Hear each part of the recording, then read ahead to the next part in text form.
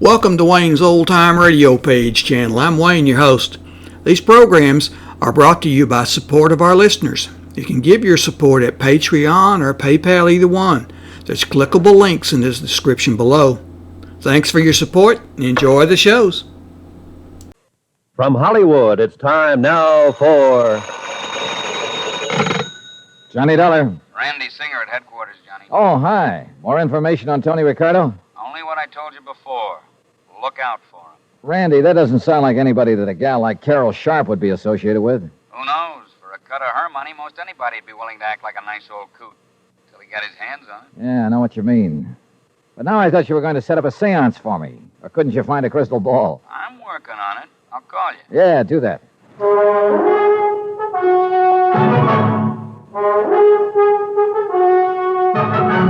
Tonight and every weekday night, Bob Bailey in the transcribed adventures of the man with the action-packed expense account.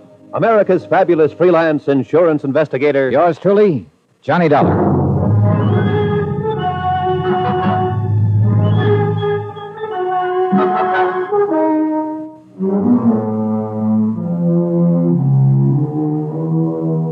Expense account submitted by Special Investigator Johnny Dollar, location New York City, to the Universal Adjustment Bureau, Hartford, Connecticut. Following is an accounting of expenditures during my investigation of the matter of the medium. Well done.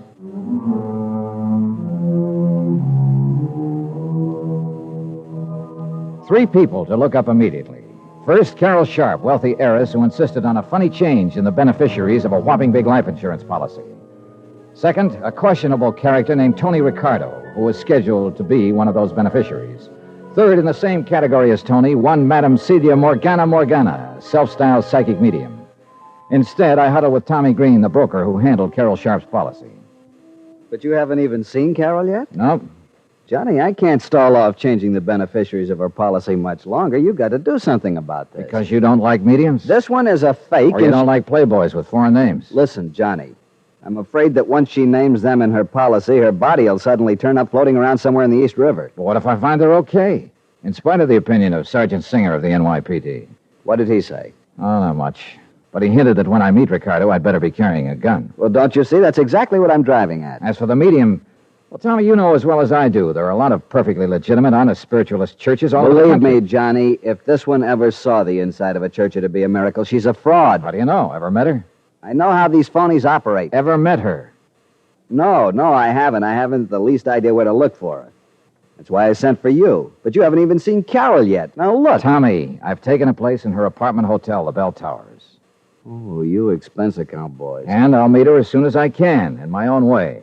Meanwhile, I want you to do something for me. It'll help to get things moving, anything. Find out some more about the beneficiary she wants to cut off. Her mother and two brothers out in Mauchunk, Pennsylvania. Find out how they're doing financially, among other things. How, Johnny? Hire another investigator? Take it that you don't want them to know about it. Well, why don't you cook up some kind of a news item about Carol, the local girl in the big city, and phone it into the local newspaper editor. Those small-town papers love that sort of stuff, and the editor will probably talk his head off about the family if you encourage him a bit. What kind of a news item? Oh, anything that's harmless. Sounds like something you'd be better at than I am. Tommy, I've got other things to do. Plenty. Armed with the snapshot of Carol, I took a cab to the Bell Towers. And I hoped that somehow, and without making it too corny or obvious, I could figure a way to get next to Carol Sharpe. As it turned out, it was both corny and successful. You see, the automatic elevator in the towers is a slow one. Will you push the button for 12, please? Oh, surely, miss. I'm only going to the... What's the matter? Huh? Oh, I'm sorry. Here, I'll push it. No. I beg your pardon. I'm sorry, but I can't believe this. Unless I'm psychic. Now, look, mister, this city is too big and sophisticated for... Is something wrong with you? You did want to get off on the 10th floor, didn't you? Yes, I did. Well, we're here. Floor 10, so... Mister, did somebody hypnotize you? Yes. No. Oh, please, miss, excuse me. It's just that I can't believe... Oh, I'm terribly sorry. Oh, when I was a kid, I used to have a dream over and over again about a beautiful girl, and her name was Carol. What? The same dream over and over, and it... Well, it startled me just now because you look just like she did. Oh, but it's all nonsense, and I know it, and I apologize. Carol, did you say? Yes, but it was just a dream, and probably I just imagined that you resemble her, and I'm terribly sorry. I know what this must look like to you. Yes. Like a veridical dream. What? A truth dream. It's a psychic phenomenon. Oh, that. Well, I'm sorry, but I don't believe in that sort of stuff. Oh? Well, it just happens that there are thousands of cases on record, and by people of reputation and responsibility. Oh, sure. But now, excuse me, and again, I want to apologize for this embarrassing moment. Goodbye. I could see over my shoulder that she left the elevator door open until I'd gone into my suite across the hall. I sat down next to the broad window overlooking the East River, crossed my fingers, and waited. 10 minutes. 15. Hello? Mr. Dollar, Yes, who's that? this is Carol, What? your dream girl. Hello? Oh, I get it. I made a fool of myself in the elevator, and now you're rubbing it in. No, I didn't mean it that way. I hope you don't think I'm being forward, but I'd like to talk with you. About your dream, I mean. What's that mean? And I was afraid you thought I was trying to pull a fast one in the elevator. But, how did you know who I am? I just asked the desk clerk who was in 1013. My name is Carol Sharpe. Then it really is Carol. Well, that's amazing. That's why I want to talk to you. Well, there's a nice cocktail lounge downstairs. In half an hour? In half an hour. Bye. Dollar, you are a fast one. Now, let me see. Huh? Johnny Dollar. Randy Singer. Yeah, I want to know. Well, what's the matter? After what I've been talking to, this is a come down. Now, what do you do? Oh, you met Carol Sharpe. Sure huh? did. Oh, look, I've set up the seance I promised you.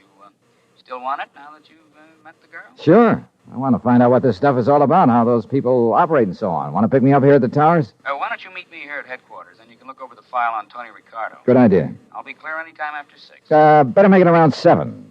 I've got a date for cocktails. Are you in town on a case, or... With Carol Sharpe. You lucky dog. See you later.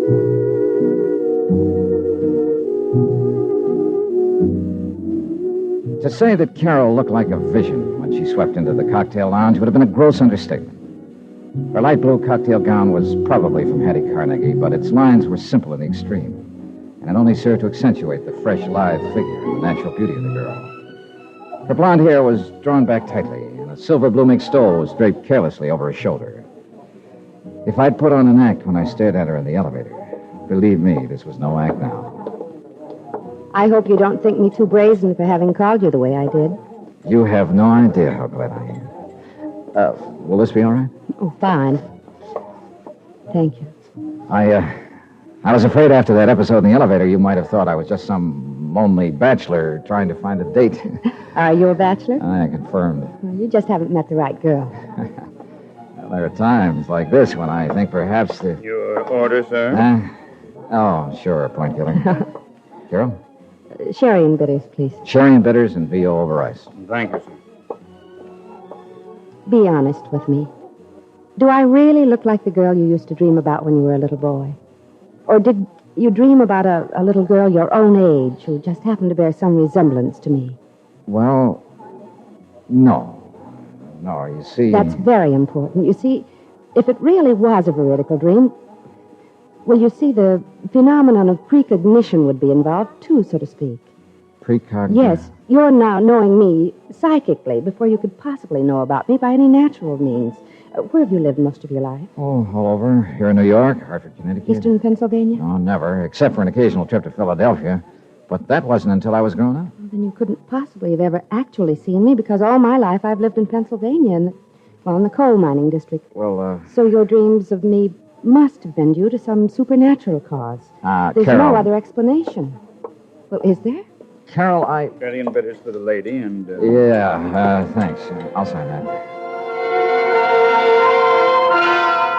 Saved by the bell, or rather by the waiter.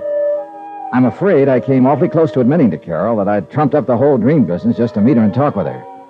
She was certainly hep on the subject of things psychic, and I'm afraid a natural sucker for anyone who wanted to capitalize on her gullibility. Beautiful, intelligent, well-educated, but, well, you'll see what I mean. And although it's a terrible strain on her, these deep trances, I've received messages through her, Johnny, from my father. Through this medium. Yes, Madame Morgana Morgana. And your father's dead. He died 3 years ago. Carol, are you sure about those messages? Yes, Johnny, I'm sure. That's why I want you to go and see. See these things for yourself, will you? Will you go to her with me? Now, don't swing at me, but at this point, I think I'd go anywhere with you. Johnny, I'm serious. I want to tell her about you anyway, and the veridical dreams. Well, all right. When? I'll call her tonight, and perhaps we can see her tomorrow night, all right? Yeah. Carol, I don't want to seem suspicious, but, Yes? don't tell her anything about me, except that you're bringing me along. Oh, no. No, of course not. She wouldn't let me anyway.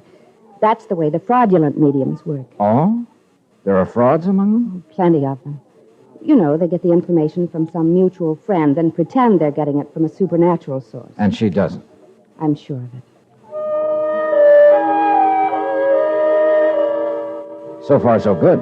I'd met Carol Sharpe. I'd convinced her in a snide sort of way that I was intrigued with this psychic phenomena business. I was well on the way to meeting the medium who had sparked this whole case. And later tonight, thanks to Sergeant Randy Singer of the NYPD, I'd attend a seance calculated to be my first step in finding out how the phonies in the racket impress their customers. There was just one more person to meet, Tony Ricardo, whom Carol wanted to name, along with the medium, as beneficiary of her big insurance policy. By the time Carol and I finished cocktails, I was sorry I'd made any plans for the evening. But I was already late for my meeting with Randy at headquarters. I took Carol back to her penthouse and then dropped into my own suite to pick up a topcoat. Somebody had shoved a note under my door. Mr. Johnny Dollar, if you value your life, you'll stay away from Carol Sharpe. It was unsigned.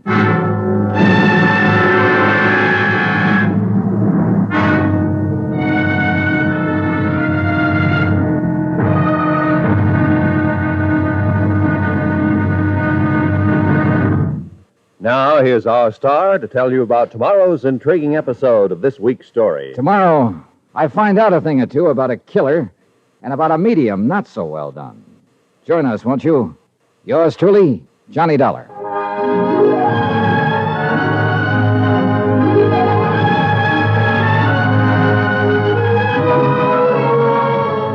Yours truly, Johnny Dollar, starring Bob Bailey, is transcribed in Hollywood. It is produced and directed by Jack Johnstone, who also wrote tonight's story. Be sure to join us tomorrow night, same time and station, for the next exciting episode of Yours truly, Johnny Dollar. Roy Rowan speaking.